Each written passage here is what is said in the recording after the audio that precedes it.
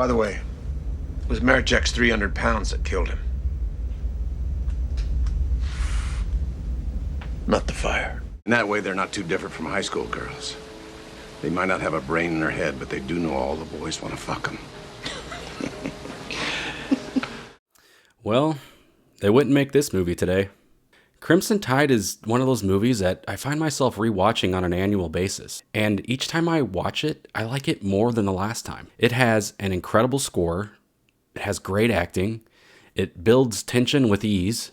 It has nuanced characters who have to make hard but realistic decisions. And it presents a beautiful moral dilemma. Crimson Tide was released in summer of 1995. It was directed by Ridley Scott's brother, the late Tony Scott, and it even has some uncredited dialogue additions from Quentin Tarantino himself. The two stars are Gene Hackman and Denzel Washington. Hackman plays a grizzled captain and CO, or commanding officer, of a nuclear submarine. Denzel Washington is his fill-in XO, or executive officer. And there is a kind of immediate culture clash between these two high-ranking officers, with Hackman representing the old guard and Washington representing more progressive schools of thought. Hackman is a fierce and decisive leader, commanding his troops with an aura of alpha male energy and old-school tradition. Washington, on the other hand, is more intellectual, reserved, and calculated in his speech, often acting as a challenger to Hackman's confident demeanor. Hackman seems affluent with war and conflict, and Washington has more of a philosophical uncertainty, questioning the value and nature of war itself. These philosophical and worldview differences between the two leads is what drives the film's central internal conflict and elevates the difference of opinion and interpretation of military nuclear launch procedure protocols. Basically, their submarine receives communication from Washington that they should launch their nuclear missiles on Russia. As they are preparing to do so, they receive part of another message, but the message is cut off because their communications equipment was damaged. The only way to get the rest of the message is to repair the communications equipment, which is going to take a little while, or rise to periscope depth, which Hackman is reluctant to do because there is a Russian submarine nearby that could pose a threat to them. Washington wants to wait until they can receive the missing message, and Hackman wants to proceed with the orders in hand. Both officers make compelling arguments showing that they understand the pros and cons of their position. But ultimately, they disagree on a fundamental level, resulting in Hackman accusing Washington of mutiny and Washington relieving Hackman of command and confining him to his quarters.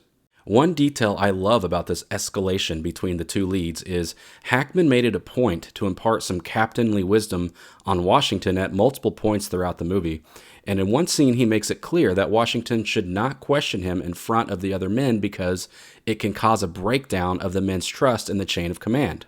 Washington agrees, but later continues to peck away at Hackman about the need to obtain the interrupted message, with Hackman arguing against all of Washington's points until he finally gets frustrated and says, Captain, we're all very well aware what our orders are and what those orders mean. They come down from our commander-in-chief. They contain no ambiguity. Captain. Mr. Hunter, I've made a decision. I'm captain of this boat. Now shut the fuck up! And you can see how shaken everybody is by this. There's a beautiful moment where they're both just straight up shouting over each other, both yelling at the same time, making it very difficult to hear what the other one is saying.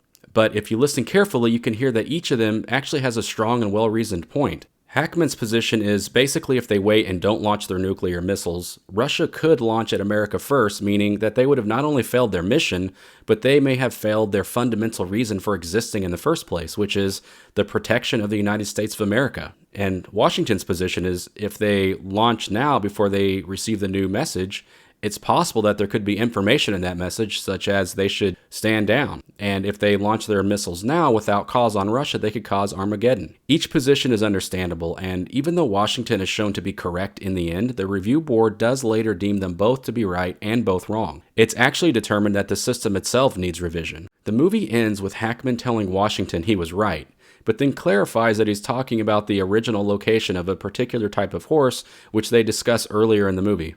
Did you ever see those Lipizzano stallions? From Portugal. They're not from Portugal, they're from Spain. But they are from Portugal. Still, Hackman grants Washington a particular look just before he turns away that I believe is his way of signaling respect for Washington, and letting him know that he really was correct in that situation.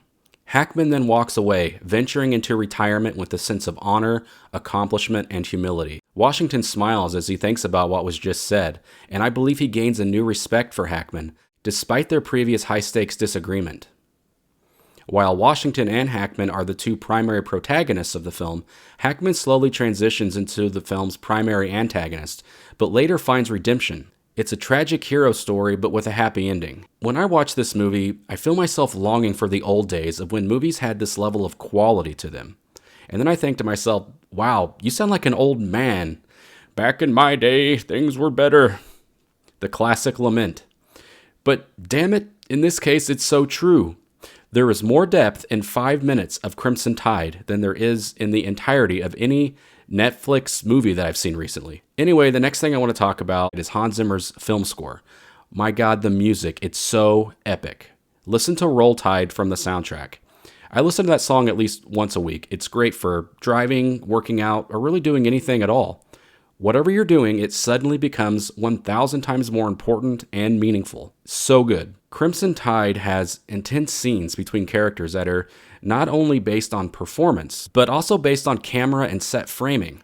There are scenes where the camera is positioned in such a way to make it seem like different rooms on the sub are tilted, giving not only a sense of claustrophobia, but also a sense of disorientation. Characters are covered in sweat, cloaked in the glow of equipment lights, often with the camera zooming in very close on their faces to further demonstrate the stress and urgency of the situation. Now, one thing I've noticed is that on different movie forums and places where people talk about this movie, a lot of people will bring up that they think that this is actually not a very accurate submarine movie. Now, in my opinion, no theatrical film that I can think of is ever really a perfect retelling of reality because some artistic liberties are taken for dramatic effect or other reasons, and so I think that that is to be expected to some degree. And I'm going to pronounce this wrong, so please forgive me, but some people do point to the 1981 German film Das Boot as being a far more accurate movie in regards to naval operation and warfare. And I agree that it's also a great movie, and I do recommend it, but I always come back to Crimson Tide. And I will say as a former Navy sailor myself that I really think Crimson Tide actually nails the culture and the attitudes between officers and enlisted. There's actually a great scene towards the beginning where an enlisted sailor feels relaxed around a group of officers. And so he kind of lets his guard down and immediately he gets yelled at, humiliated, and disciplined. Well, she was invalid. We're even. How you doing? I'm fine, thanks. Good. Address me as sir when you speak to me! Stand at attention, sailor! Is he gonna fit in the sub? I found this scene to be especially accurate of my experience, and I even got chills a few times because of how many of the scenes reminded me of my personal experiences. I think it actually feels very real, and I think it does a great job of at least conveying the culture accurately. Overall, Crimson Tide holds a special place in my heart. I feel real emotions when I watch it. The characters have depth, intention, meaning behind their actions. Even minor characters have moments that make them feel more than just sacrificial pawns of the plot. And there are some fantastic speeches in the film that are both patriotic and inspirational. Big action movies like this with real props don't seem to really exist anymore, at least not in big Hollywood blockbusters. Nor do super intense acting performances centered around complex moral dilemmas and believable differences of interpretation of protocol. So those are my thoughts on Crimson Tide. Please see this movie if you haven't already. And definitely let me know what you think in the comments below. Please also like and subscribe if you haven't already, and I'll see you next time.